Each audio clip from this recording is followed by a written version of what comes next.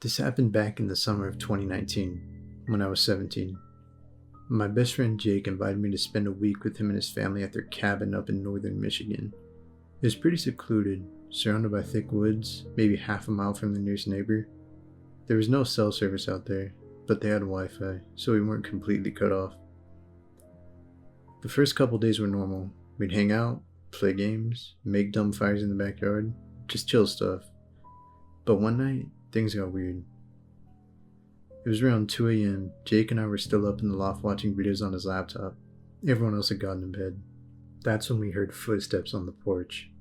Not like an animal. These were heavy, slow, and deliberate. Wood creaking under weight.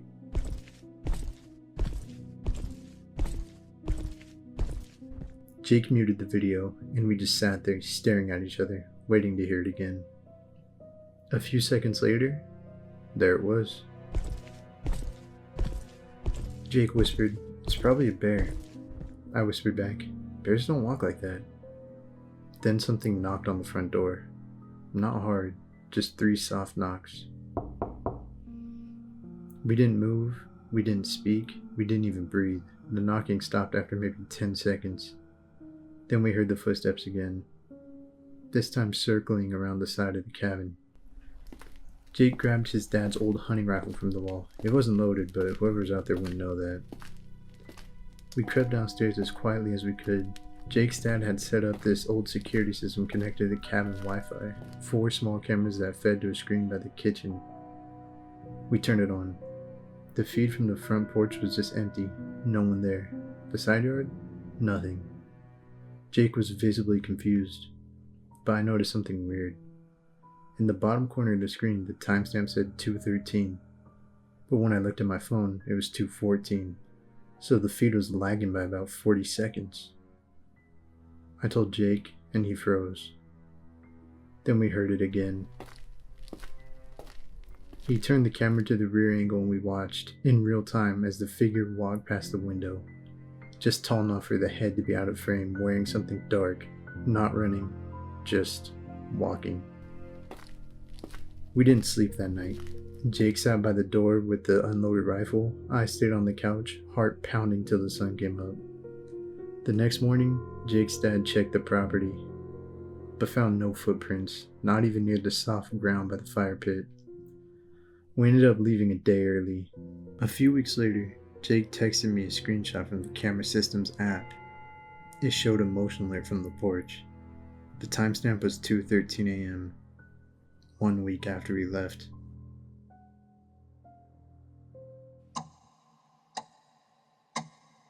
This happened when I was 16. I was staying at my cousin Evan's house for a few days that summer while my parents were out of town. It was usually what I did during the summer. His house was nothing special, an older 2-story place in a quiet town in Pennsylvania. But the one thing I never liked about it was the crawl space. It was in the guest room, the one I was sleeping in. Just a square wooden door in the wall near the floor. No lock, just a handle. The first night I stayed there, I heard a thump come from the inside of the wall. I figured it was pipes, or the house settling, or whatever. But then I noticed the crawlspace door wasn't flush anymore. It had opened maybe a half inch. I asked Evan the next morning if anyone used it. He said no. It was basically empty, just insulation and old junk. He pushed it shut and told me not to worry. The next night, I woke up again, this time because I heard a soft scraping noise. Like something dragging across wood. I turned on the light. The crawlspace door was open about 6 inches. I didn't get up, I just stared at it, heart pounding. Nothing came out, no sound. After a while, I convinced myself I was being stupid. I shut the door again and went back to sleep with the lights on. The third night, Evan and I were gaming in the living room when we heard a loud crash from upstairs. We ran up and found the guest room closet door wide open and a cardboard box spilled across the floor. I swore I didn't leave it like that, but what really messed me up was the crawlspace door. It wasn't just cracked open this time, it was fully wide open, like someone had climbed out. Evan finally admitted that a homeless man had once been found squatting in the basement a couple years before, using the crawl space to hide when people were home. He thought the guy was long gone. That night, we put a chair against the door and slept in the living room. Nothing else happened, but I haven't stayed over since. I'm genuinely confused on what happened.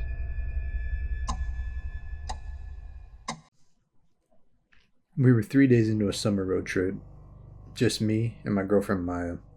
The plan was to drive through Arizona and hit a few national parks before looping back through Colorado, just to see some of my old college friends. By the third night, we were tired. Stiff legs, fast food regret, and too many energy drinks. It was one of those endless stretches of highway where the only light is your own headlights and the occasional glowing insect hitting your windshield. There hadn't been another car in over half an hour. Maya said her stomach was acting up and asked if we could pull over. Just her tone alone told me it wasn't optional.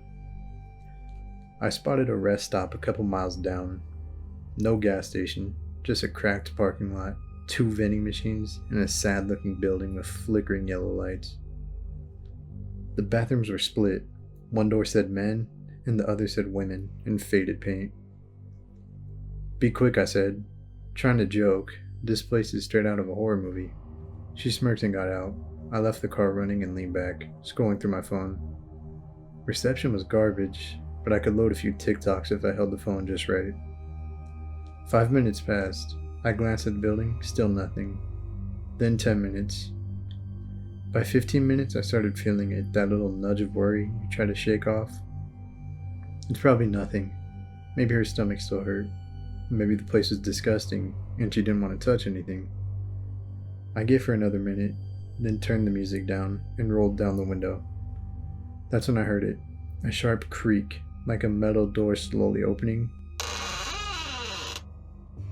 I sat up straighter and looked toward the women's bathroom. Nothing. A few seconds later, the door burst open and Maya came running out. Not walking, not fast walking, running. Her face was pale and she didn't say a word until she got into the car and slammed the lock. "Drive," she said, out of breath.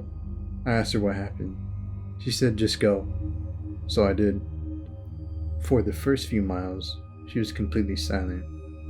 Then she started shaking her head and whispering to herself, like she was trying to make sense of something. I asked again what happened, and she finally told me. She said she went in. She thought she was alone, but she heard someone inside, someone shuffling around slowly.